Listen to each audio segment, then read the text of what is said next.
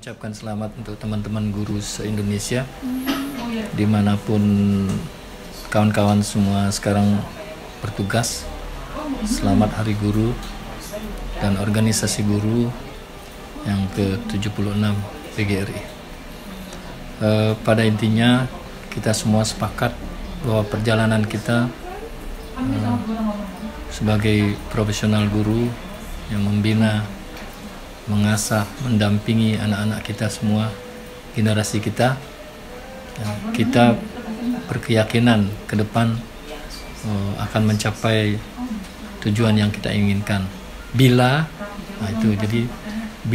kita ada kesepakatan bersama untuk melakukan beberapa hal yang harus kita jadikan referensi dalam rangka membina anak-anak didik kita, generasi kita, dalam situasi apapun, termasuk situasi yang sekarang ini terjadi adalah situasi pandemi dengan prosesi pembelajaran tatap muka terbatas.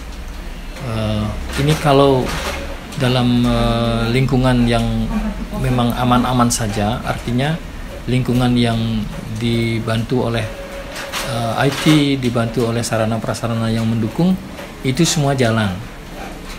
Bagaimana teman-teman kita yang mengajar di daerah-daerah yang tidak didukung oleh infrastruktur, oleh kelengkapan-kelengkapan yang terkait dengan prosesi kelancaran pembelajaran itu luar biasa. Saya secara hati nurani saya sudah sekian puluh tahun menjadi guru,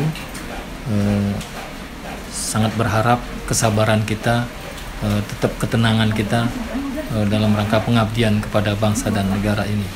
Kita sudah berada pada posisi 76 tahun Persatuan Guru Republik Indonesia, dan berharap banyak terkait dengan upaya-upaya melakukan beberapa hal inovasi lah. Bagaimana kurikulum, bagaimana implementasinya, bagaimana tenaga pendidiknya.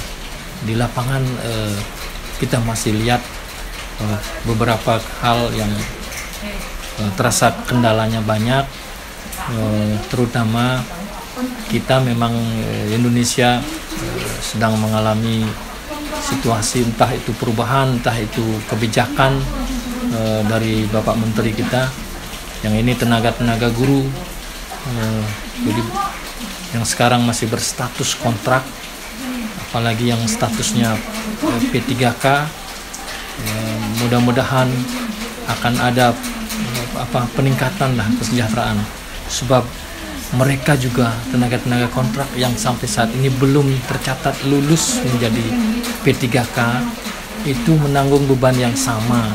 Kita sama-sama yang PNS, yang kontrak itu sama tanggung jawabnya, tetapi kesejahteraannya yang tidak sama.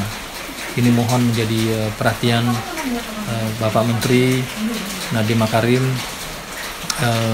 bisa menyaksikan real seperti itu kondisi kita. Kalau dulu memang kita belum ada peraturan bahwa tenaga kontrak diambil alih dinas, itu kita sekolah yang kebutuhan sekolah berapa guru dan sebagainya, ya kita yang mencari. Nah sekarang karena aturannya ada di dinas bahwa itu terkait dengan istilah kontrak dan sebagainya, termasuk upahnya seperti apa, itu urusan di atas. Kami pun sebenarnya di bawah tetap berharap supaya jangan sampai mengganggu proses pembelajaran ini, jangan sampai mengganggu hal-hal seperti ini, jangan sampai kita merasa terganggu dengan situasi ini. Nah, mari kita bersama-sama mencoba mencari solusi, dan ini semacam evaluasi, introspeksi diri kita bersama-sama untuk menyaksikan yang sebenar-benarnya apa yang terjadi di bawah, di tingkat sekolah. Baik saya ini berada di sekolah dasar, jadi apa yang terjadi sebenarnya di sekolah dasar, apa yang terjadi di SMP, apa yang terjadi di SMA, termasuk apa yang terjadi di TK dan PAUD. Nah, memang banyak kendala. Kalau kita buka, siapa yang mau mencarikan solusi? Nah, bagaimana caranya solusi ini? Jadi saya bersedia untuk berdiskusi terkait dengan hal-hal ini. Kita masih banyak kendala di bawah. Itu terutama terkait dengan literasi.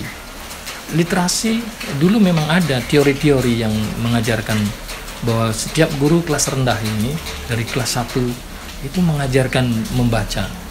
Jadi merangkai huruf menjadi suku kata. Jadi huruf-huruf dirangkai menjadi suku kata dirangkai menjadi kata dirangkai menjadi kalimat dirangkai menjadi sebuah paragraf. Ternyata belakangan ini kan tidak. Kemudian manusianya juga yang masuk ini berbeda-beda. Ya, harus ada teori yang sama yang memberikan kepastian bahwa anak ini memiliki kemampuan, skill untuk bisa membaca di kelas rendah ini, di kelas 1. Sedangkan di TK tidak boleh. Kurikulum tidak membolehkan mengajarkan membaca. Ya, bahkan sampai ada TK-TK itu yang karena anaknya yang mau tamat kemudian masuk SD dan harus bisa baca ini, itu sampai les, kasihan itu. Jadi kalau saja kembalikan kepada teori-teori yang mengizinkan kita membelajarkan anak untuk belajar membaca di kelas rendah ini, kita berikan calistungnya, membaca, menulis, berhitung. Ini kita matangkan dulu. Kemudian baru di kelas atas 4, 5, 6 dikuatkan dengan materi-materi. Ini yang terjadi adalah kita kelas rendah ini masih menggunakan materi juga sudah masuk ke sana.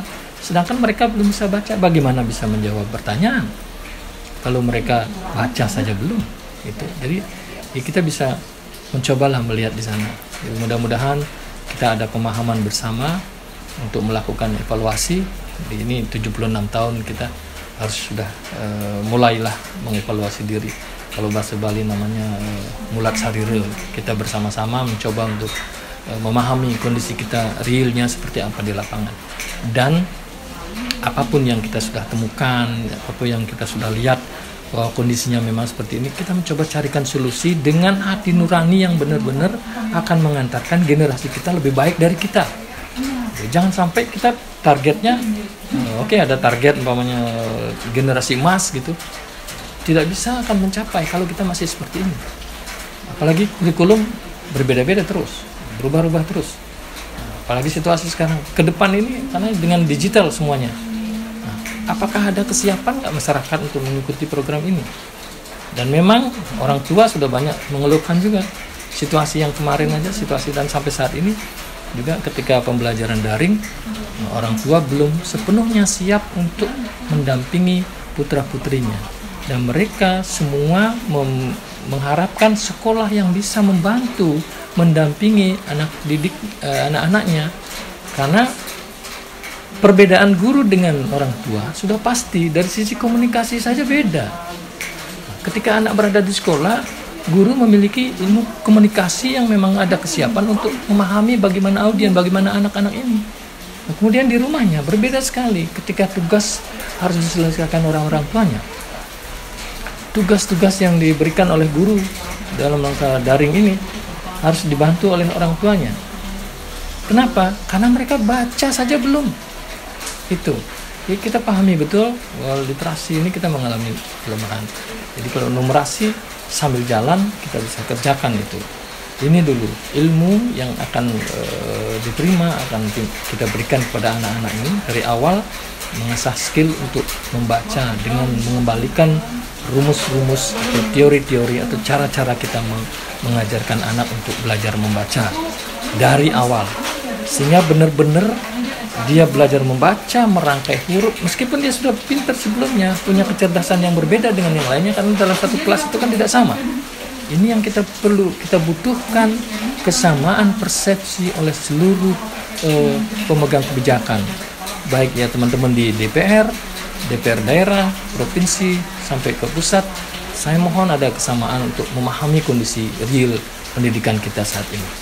Saya selaku pribadi, kebetulan pernah 20 tahun saya di pengurus PGRI provinsi. Saya mengucapkan selamat Hari Guru Nasional kepada teman-teman guru seluruh Nusantara, teman-teman guru seluruh Nusantara, dan selamat kepada Persatuan Guru Republik Indonesia yang ke-76 tahun 2021.